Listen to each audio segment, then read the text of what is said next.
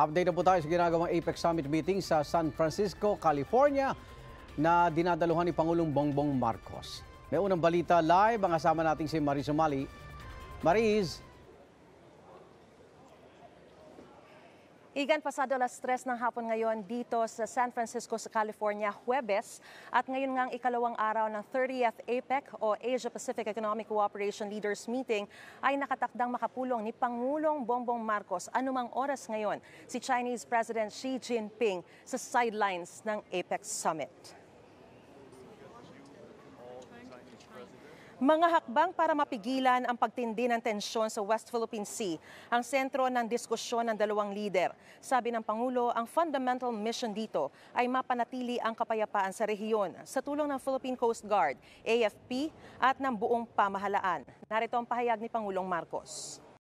We will get the view of the Chinese president on what we can do to bring down the temperature, to not escalate the situation in the West Philippine Sea.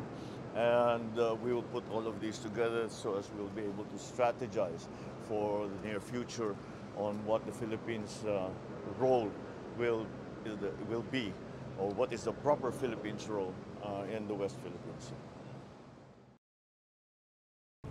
Bago nito, halos sunod-sunod ang mga insidente ng panghaharas di umano ng China Coast Guard at Chinese militia sa Philippine Coast Guard habang nagsasagawa ng resupply mission sa mga nagbabantay sa BRP Sierra Madre sa Ayungin Shoal, pati na rin sa mga mangingisda sa Panatag Shoal. Sa sitwasyon din sa West Philippine Sea, sumentro ang bilateral talk kahapon ni Pangulong Marcos at US Vice President Kamala Harris. Narito muli ang pahayag ni Pangulong Marcos.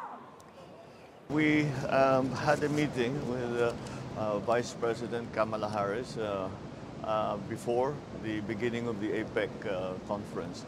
And we just generally chatted about, she was very interested to know what our assessment was on the situation in the West Philippine Sea.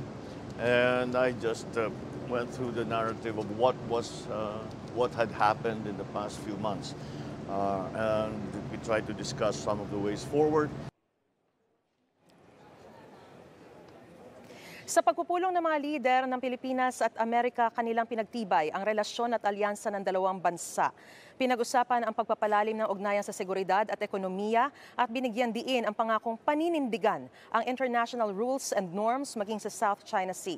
Ito na ang ikalimang pagtatagpo ng dalawang lider kung saan muling iginiit din ng Amerika ang pangako nitong ipagtatanggol ang sovereign rights ng Pilipinas sa South China Sea, gayon din ang Mutual Defense Treaty.